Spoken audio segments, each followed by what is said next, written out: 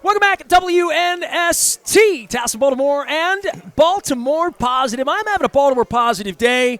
I'm 9 1/2 ounces into my first beer. We're at Nick's Grandstand Grill. I've gotten oysters from P.E. Island. I've told old P.E. Island stories. We're going to tell some stories today. It's all brought to you by the Maryland Lottery. We're letting ourselves play, giving away some Betty Boop scratch-off tickets out here at Nick's Grandstand Grill. The weather has cleared. We're in Timonium. It's also brought to you by our friends at Goodwill. My wife has put together a whole closet and a table, and we're still working. It's not even the holiday weekend yet. Goodwill, of course, working on jobs in the community. We'll be telling you more about that. And our newest friends at Window Nation. If you're going to wear your hat like that, hold on a second here. I'm going to wear the new Window Nation hat. Gregg Kessler is my guest. He is, I don't know, man, like a longtime friend, lifer friend. I don't even know how to put it. And I'm going to try to get through this thing without either one of us losing our cheese here, but it's good to see you, Great man. to see you, Nestor. Tell me what you do and who you are. I know you as the son of my friend who is sort of a wrestling champ. You're a spirited adult who should work for me, and so we make $1 million. Work together. Nestor, it's great to be here, man. Thanks for having me on. So I've been working for Sandler now for about 10 years. It's a sales training organization. So I've worked for the corporate part of it. So I train our clients worldwide and mostly our corporate enterprise type clients. Sell. Yeah, teach them how to sell more effectively, more efficiently, and knowing that going for a no sometimes, because we get a lot more no's than we get yeses, is okay. It's all right. We're not a fit for everybody. And it's a good thing to say to people sometimes. You know what? At 53, I had this conversation. It's amazing you'd say this because I could sit here all day and talk about sales and entrepreneurship. I had a wonderful breakthrough conversation this morning with somebody who may join my company. I'm looking to grow my team. I'm looking for a COO to help me run my company after 31 years. I'm also looking for an executive assistant. Chloe's been fantastic. She's my summer intern. Just having her around the last 2 weeks, having somebody I like that's been helpful. I sort of missed that. My wife got sick. I changed a lot of things back in 14 and 15. But the sales part of it and how the world has changed during COVID, right? And how we can sell on Zoom now and doing all that stuff. But I talked to somebody this morning just about how to sell and how things are just different than they ever were. And you have to always be learning and always be staying up on how to make yourself better. Yeah, that's a great point. And sometimes it's really just people right now more than ever want to just talk to adults. They want to talk to other people, right? We're in a place See right it now. all over the place, right? Yeah. And I think for us it's, to your point, we want to sharpen some existing techniques and some, we always want to, you hear the expression sharpen the saw, but I think overall, we really just want to help. I think that's the main thing. People want to be helped. It's they want to buy. We love to buy, hate to be sold, but love to be helped. And I think that's a maybe a good landscape for sales professionals. But when I first got into Sandler, where I'd see you, and you might not remember this, was one of those large networking events.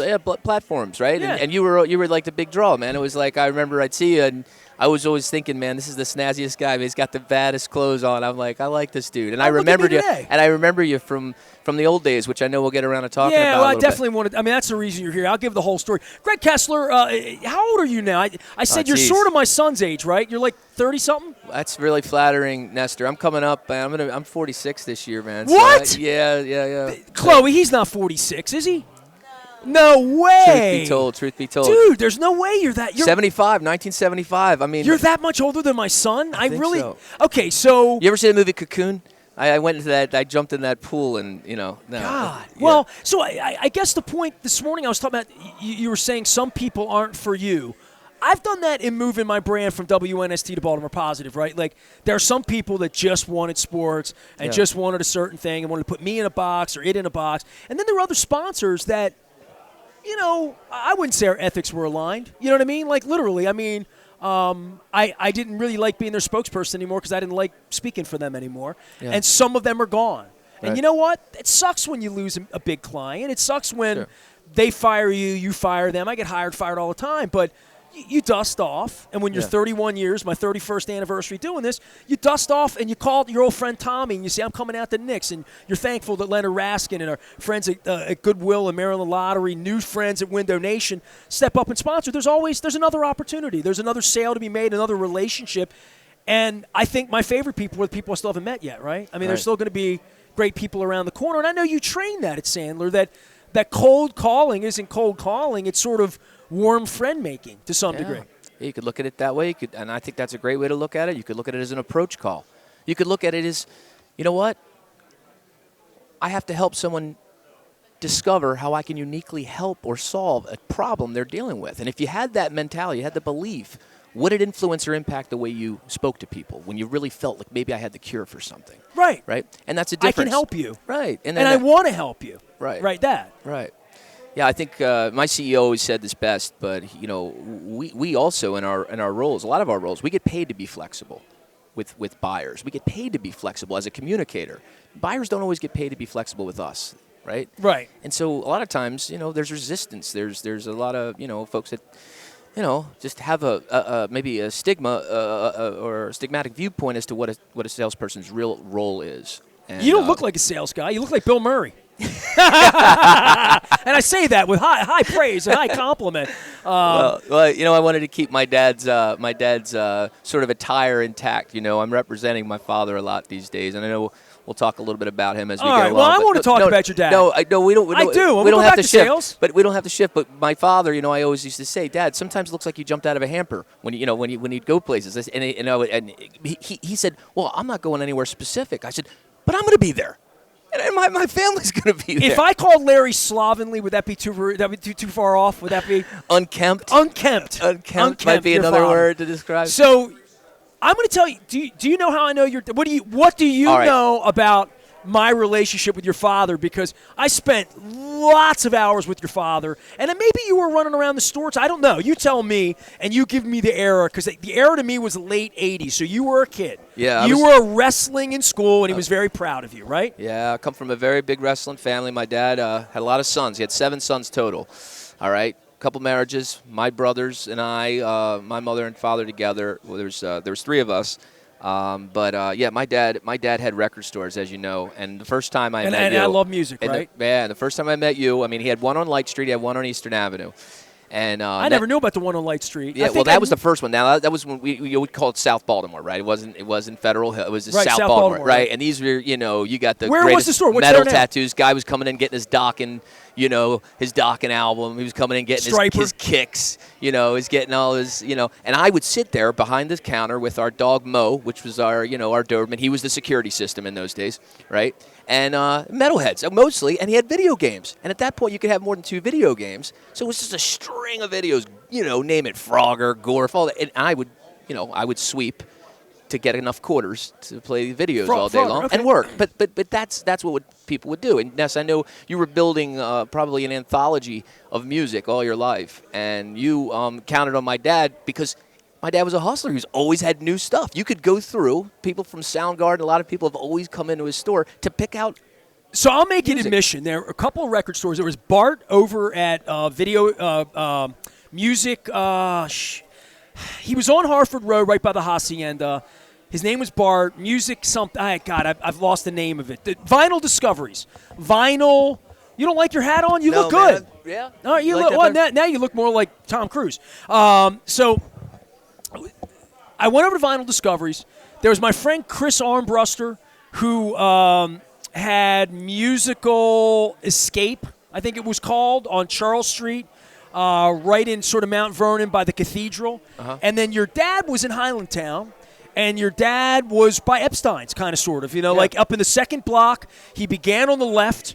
Before I knew him, I bought Van Halen 1 from him. I bought Saxon. He would get Saxon imports from Europe, like Wheels of Steel and Denim and Leather and Strong Arm of the Law. You can look these albums up now. I know some shit about metal now. Don't tell me. Yeah, man. So that was you just blew through some Saxon albums right there. I haven't even there thought you go. about. I don't think I've said that. Get out! We are the strong arm. What about Fastway? Were you in the Fastway too? Strangers. Well, Fastway. I saw Fastway open for AC/DC. They only had one hit. Fastway. Yeah. So. God, you're older than I think you. I always think of you as being 12. It's crazy. Well, because you know why? So my younger brothers, Steven and Michael, they were really lingering around those stores a lot at that time, and you could have bumped into a lot of us at each time. I caught up with you later in life. You don't think you caught up with my brothers? No, I didn't know you as a kid. I don't think. I'm pretty sure I didn't. So his store was originally on the south side of Eastern Avenue, and it moved to the north side of Eastern Avenue at some point. Right. Your dad's store was called Music. Oh, go ahead. You were there. No, go ahead. Music Outlet. Music Outlet. Okay, I've lost all the names. Origin story named after the same dog, Mo. M.O. M.O. So that's what he named, and that was our Durbin. Okay. Yeah. So your dad always had used CDs and stuff. So I was the music critic at the Evening Sun. Okay? Mm-hmm. So it's in the late 80s, 86, 87, 88, 89. CDs are just coming online. Your dad had a lot of cassettes. I mean, cassettes were still a thing in the 80s, boom boxes and like that. Albums, sure. I mean, they were sort of ubiquitous. DVDs weren't just started to happen, 84, 85. And then you could get used CDs, whatever. But CDs were $15 and they were shiny and they were sexy and you wanted to touch them or not touch them and treat them like they were, the long box. Remember the long boxes, the whole deal, right? So your dad, I would bring, as the music critic, I got boxes of free stuff. So I would have stacks of CDs I did not want. Right? And what I would do is I would bring them to Larry or Bart or Chris based on what they bought. So Chris was in Mount Vernon. He was in the new wave, jazz stuff that people in Mount Vernon would want downtown in 1990. Your dad had all the metal and all that, and all the alternative and Cure and Echo and the Bunnymen.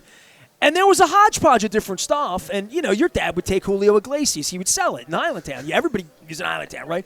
So what I would do, and I never took a nickel. I was proud of this because I had ethics. I worked at the paper. I didn't want to take money. Your dad never pulled $1 out of his pocket and gave it to me. And I'm not sure that after I got Saxon and, I was a customer, your dad became a guy that I would come in and he'd say, 5, 4, 6, 3. I'll give you $1 for that one. That's pretty good, your dad, right? That's not a bad Larry. Sounded really, dude. It's not bad, is it? That was really good. I'm channeling your father right now. So I'm trying to channel your father in front of you. All right. Give me $1. It's $67.50.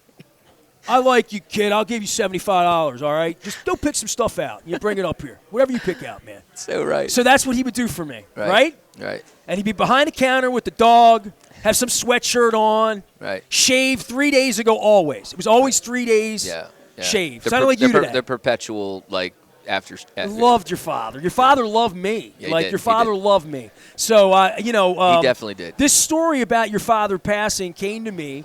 I was at the Marriott on Wednesday night, and I said, I wasn't feeling like going. I wasn't feeling like being me that night. Yeah. My wife said, come on, we'll see some fun people. And I wound up having a great time. We went up dancing for the first time since the plague. My wife and I got out. The band was so good, we ripped it up. And I ran into a friend of yours who's a Facebook friend of mine, Erica, and she told me the story of the tragedy of your father. So I just, reached to you. You're like, hey. I'm like, ho, and that's Lumineers, or ho, and then hey, and then here you're here. So I did something for your dad today to honor your dad. I'm going to show it to you right now. It's not going to make you cry. It's probably going to make you think of a guitar riff. But I've gotten into collecting these belt buckles, and I thought of your father the last 6 months. I probably think of him every day because I've become addicted to getting on eBay and buying these belt buckles that people don't want from the 70s. And your dad had them. Yeah. For sure your dad 100%. had them. So today I could have worn anyone, and Smolin's here, and I should have worn the Foreigner for him because he loves Foreigner and Jukebox Hero. But this is the one I wore. This is my belt buckle today. Oh, man. I wore this for Larry. You got Pete. I got Pete, and I figure, if you're bringing Frampton with you, you know what I mean? Oh, that's cool. I remember those he had so many collectibles, patches. I saw wasp patches laying around my mom's old house. Your dad had patches. Patches. Oh, he was the patch king. Had a ton of them. Well, everybody had the denim. He'd playing card. I mean, so much merch that and it's probably you worth could only so get. Much, it's probably worth a lot dude, of money. If you just would have locked that up in 1990 and put it away and just gone away for 30 years, and you and I, he still got 15,000 albums. I mean, vinyl towards the end, he started becoming obsessed with. Oh, rappers. really? He started collecting again. Tell me about your dad the last 20 years. Just give me because the Godz were his thing, right? Yeah, and it's funny we haven't talked. And by the way, Jay Moore did a beautiful piece. So if people want to read about Larry Kessler, my dude, his dad, please go check it out at Jay Moore's. It made me cry yesterday, but I'm not going to cry here, Chloe. Don't let me do it. All right. That's All right, right. just give me No. another Kieran, and I'm good. So, No, I called my mom at probably very late last night. She lives in Florida now. My dad and mom had moved to Florida in August. They were more than just snowbirds. They were like permanent. So gone, Daddy, yeah, gone. Yeah, so I called my mom at 12 o'clock. She's an educator, and I just totally lost it. Called. I said, Mom, you know what? I want to be on a radio show tomorrow. You know with who? She was like, well, I said, Nestor, Nasty Nestor. I said, I'm going to be on. She goes, oh my. Well, do you know what you're going to say? Because I can tell you what. There's a lot of stuff. You got to talk about the music. Training the sales trainer. Training. And she's telling me. And so my dad was in a psychedelic rock band, avant-garde rock band in the late 60s, 70s, New York, Lower East Side of Manhattan, right? The Godz. So he had stories. Right, so he had stories, he had albums, started at Sam Goody. He's been in music in one facet in his entire life. He played violin as a kid. I used to say, just let me hear you play guitar. He'd never play guitar in front of me, and I know why. Probably stunk now.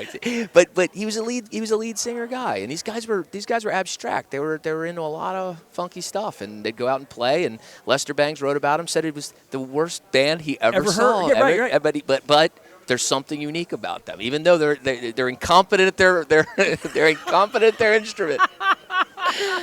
They're playing. It's like a Cheech and Chong movie come to life. Right, and so I'll give you just the quickest fast story on this Nest.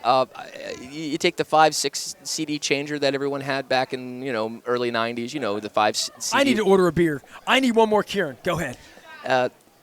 So there's Pearl Jam 10 in there, and maybe a Cranberries CD, whatever's. It was lingering. A little Toadies in there, and my dad's Godz CD. Well, this thing would change through the night. Well, one of my friends wakes up. My buddy Dan wakes up in the middle of the night. Kessler, what's about? Something's going on, man. What kind of music do you have? And it's chickens. It's chickens making noise. Them screaming, "I'm a bird." Instruments, violin being played abrasively, and I'm like, but sorry, that's my dad's band that I was telling you about. That's the Godz. We picked it up at the Princeton Record Exchange. I said, "Here's my dad's CD." I found it. I'm flipping through the G section. You call it avant-garde. It was more experimental. That's the word. That's the word. Still an experiment, the Godz. Yeah. Are they on YouTube? You can YouTube all their stuff. I mean, like, you check out Radar Eyes, Godz, Godz, and you'll get the best sample. And it's a video. Get ready to get your mind blown. My dad's in it. It's in the early 70s. I don't know what they're rolling. Film. It looks like they were rolling something, but you got to check out the whole thing. It's really wild, and they're playing the music, and it's Radar Eyes, which was like a weird cut. It's not the Radar Eyes we know. Right. It was theirs, but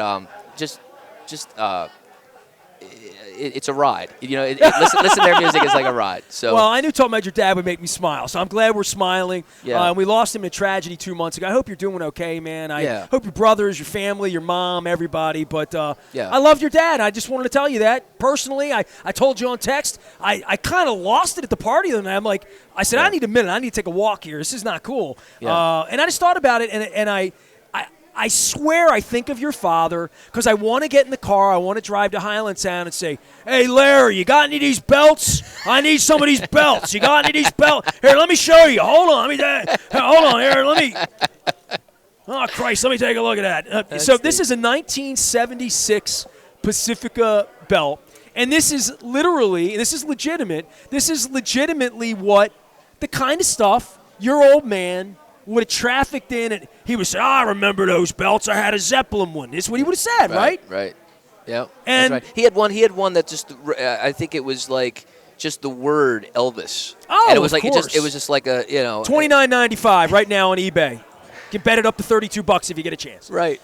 High Fidelity does the record store kind of justice a little bit. If you've seen that Right. with John Cusack, Sure. But when that movie, I saw that with my dad in the theater. But I remember It's your life story, Larry. He's holding the record. He's kind of combing it, and I forget what part it was. Thank you so much. But there's a part where Jack Black won't sell someone an album, right? Guy comes up with an album. He says, Larry, how much? There's no price on it. And I just remember my dad just doing the poker face. He put his fingers up. 8. Yeah. Yeah, no, it was like he thought he was the Beckett, right? He knew with the Right, everything exactly. was priced. That Kicks sticker's now $1.50.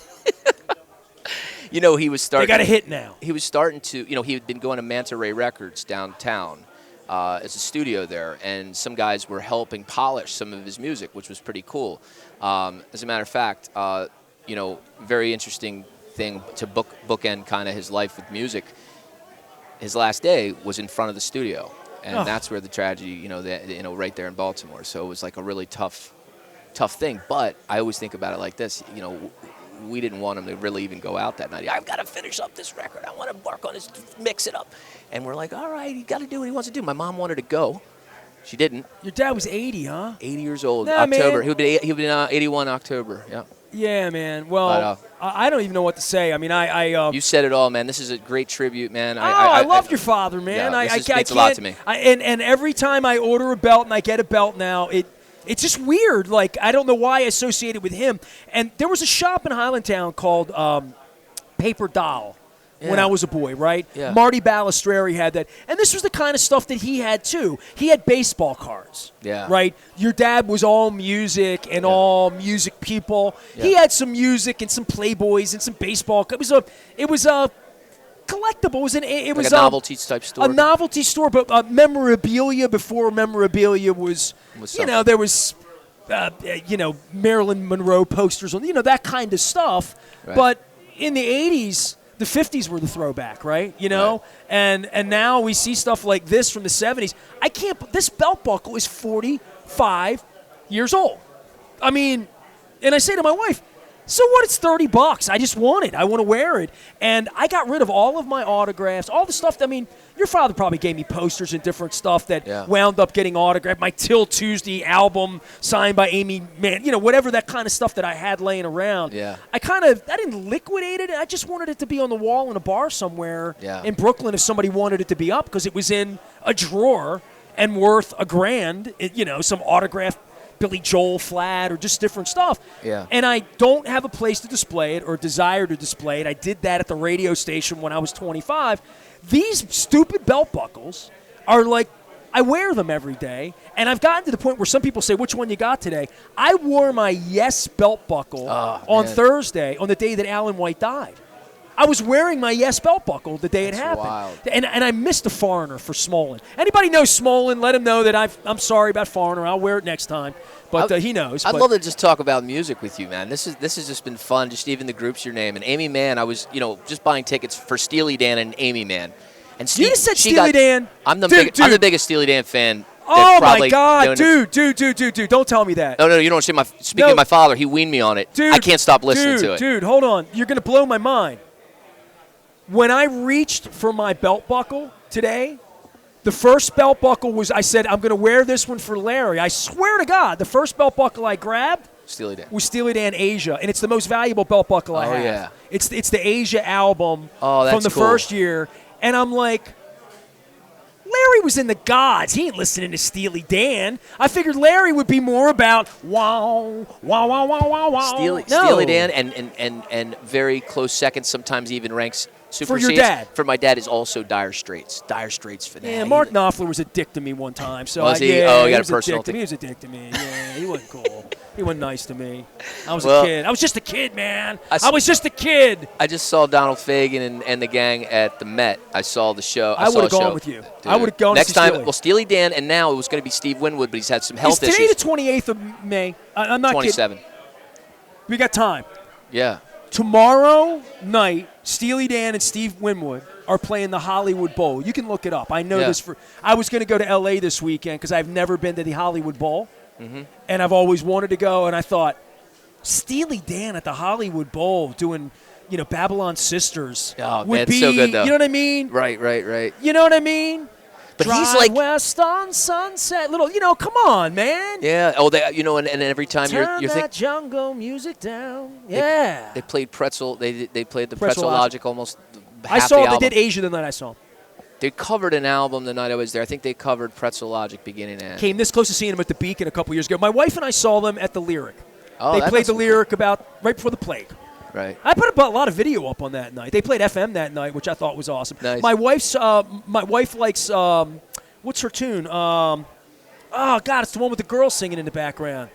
Not Babylon Sisters. I got to Google it. Anyway, my wife loves Steely Dan. Haitian Divorce, that's a good tune. You ever heard that? We're going to go see Steely Dan again. We should, man. I would love to do that. Oh, you got to wear that jacket there, dude. Oh man, this is like this makes it to trainings. This makes it on planes. This thing, and you know what? It was never tailored. It probably should have been, but my weight goes up, it goes down, but this thing never leaves. Where me. did you wrestle? I wrestled at Rider University in New Jersey. But what high school? Owings Mills. Owings Mills. Home of the 11-time state champs, the Golden Eagles. Your father bragged on you guys all. My kids, man, they're a hell of a wrestler. Yeah, I know you're into sports, Ness. You gotta come see my boys. I'm. That's not a bad Larry, is it? No, that's a really good Larry. It's too good or bad? No, I think it's really good. Okay. I think it's really good. I'm trying. I haven't talked to your father in 25 years. What I didn't like is when he would have people at the store. He'd say, "Greg, come here," and I'd come out from the back store, play a video game. Take your shirt off. Flex for Bill and John. And I go, "What do you mean flex? Take your shirt. Looking at me. I go, all right, Dad. We were like, but we wrestled with each other. We had each other. And my brothers and I were and every brother had the expectation. I wanted to. Where were you in the pecking? Well, I did pretty good. You, right? Jan, where are you? Number 3, 4? Where were you in the number? Oh, as far as talent, yeah, ability. Youngest. Oh, so my dad's first marriage, he had his son Paul. Okay, I don't know how old Paul might be 70 now. I don't know. And then you had Eric, Billy, and Kevin. Okay, now they grew up in East Baltimore. Okay, they were New York boys. They were born in New York your like my dad. father fell in love with Baltimore, right? Fell in love with Baltimore. But he was born in New York City. He was born in New York, and so were his first 3 sons. Actually, first 4 sons. And then he met my mother in Pittsburgh, where I'm born. And then we had, Greg, Steve, and Mike. So I'm a firstborn, my mom and dad together, but I'm in the middle of the Kessler 7. Right. So, yeah. But of the brothers in your family, you were the oldest. Yes. So the other ones were shooting for you. Right. So, yeah. So they were always trying to kick your ass and couldn't. So I'm 3.5 years older than my brother. Here's what we did one time, Ness. We were at some place where they made, it was probably a state fair, carnival, something. And my brother Kevin and I, my older half brother, we'd both been state champions. All right, in high school. And Steve was in 8th, 6th, or 7th grade, but he'd always taken 3rd, 2nd, everything but 1st. So we walk over to this guy who's making buttons, and we said, hey, we should get a picture together and give it to Dad. And so we clipped the thing, and we made this button, and it's a picture of Kevin and Greg. He said, hey, Dad, when you wear your Randallstown Optimist wrestling jacket, wear your state champs on. And we said it right in front of Steve. Wear your state champs on. He started crying. He started getting really upset. This SOB goes 4 years undefeated in high school, 148-0. Pissed him off. Never lost a match. Now, when I came back from Rider and I'm winning my conference tournament, hero home, everybody's like, hey, could you get out of the way? We want to get a picture of Steve, right? And they said, hey, you were pretty good too, weren't you? I'm like, I'm wrestling Division I in North Jersey. We don't know about that. I don't know about that. And then Michael. It didn't hit the Jewish Times that week. It's true, though, right? Wasn't it right? Wasn't this Lem wasn't covering it? But Lem actually did cover a lot of the guys that went off. Well, see, your dad knew about that because I covered high school sports in those days too. Right. Hey, you're at the paper. Tell them about my kids. I want to see a story. Right? I mean, there's a little bit of that. Yeah, sure. Sure, I can't tell you how many times my mom used to do stuff like that, but she'd call the school, and I'm new in a middle school. Don't forget to congratulate Gregg Kessler at 65 pounds, who won the Stephen J. Welsh Memorial. Meanwhile, all day long, I got a tag on my back. Hey, you used to wrestle. People are grabbing me in the hall. That was my. Leave me alone. Yeah, Mom, don't call the school. Don't please. Please. Let me be. I'm good. Yeah. I've got enough accolades. Yeah, jeez. Gregg Kessler's our guest. His dad, Larry, is my friend. We've been friends for years. You sell for a living. Sandler sales. You need some sales training? Find Greg, and he will find you. We're at Nick's Grandstand Grill. All of it brought to you by our friends at the Maryland Lottery. Betty Boop's with us. We got our Goodwill truck here as well. I'm wearing my Window Nation hat. Appreciate our sponsors for putting this on. Tommy stopped by. Leonard Raskin's here. Chris Pike is going to take us out of here. I just want to ask you, and I'm serious as a heart attack. Yes, we're going to go to Steely Dan. Yes. If I would have stood up after you said Steely Dan and had the Asian, I probably would have not left. I would have watched every one of your shows today. I'd follow you out to the parking lot. It just was. I can't believe I didn't wear it because I just thought this is too soft for Larry. I swear to God, I thought this is too soft for. I almost wore my car's belt buckle, but I was trying to come up with something that would be Larry associated. But I figured there was never a time in Larry's life that he didn't have some copy of "I'm in You" left over from 1978 that didn't sell. That's right. Because that album was a turd. Yeah. For Peter Frampton. Right. Yeah. Biggest flop in the history of flops. Yeah. Was "I'm in You." Yeah. He played Kid Charlemagne for me one day. And when it opened my eyes to Steely Dan, like I knew Dirty Work, you know. Dirty Work's my wife's favorite song. That's it. Oh, okay, yeah. That's a great song though. That's my wife's favorite song. Can't Buy a Thrill album. It's a great album too, right? When That's Josie comes home. All right. Yeah, this is. We'll sit here and sing Steely Dan songs all night, right? Yeah, well, no static at all. No static at all. AM. All right, break. Yeah, let's take a break. Go enjoy your friends. Where are your friends? They your friends leave you? You know what? I think they were afraid we were going to maybe yank them in, pull them in, have them say a few words. They're pretty introverted. Did they love Larry too? My buddy Guy over there. He got to know my dad pretty well towards the end there. He'd come to visit. You know, the crazy thing. Ness, he was on vacation, man. He was coming to see us. You know, he moved down. Right. That's another. You know. But again, man, like we're all shining through him, man. You know, we're living through him. And listen, this tribute, this commemorative moment we're having about him, I'm really grateful. Even socializing some things I haven't thought about in a while, and you know, in like talking Steely about Dan. it, including Steely Dan, and including his music, and it's been great, man. All right, I'm googling the Steely Dan dates. You and I are going to do it. We're going to go to New York and do it right. All Drink right, the good stuff. Yes, appreciate it, man. Gregg Kessler. Wrestling champion, friend. You don't have to drop the mic. We can just take a break. Is that right? Mic drop. Yeah, no, we can take a break. God, he dresses like Bill Murray and just it's crazy. I am Nestor. We are WNST. Back for more from Nick's Grandstand Grill. We're having some fun around here. Stay with us on the holiday.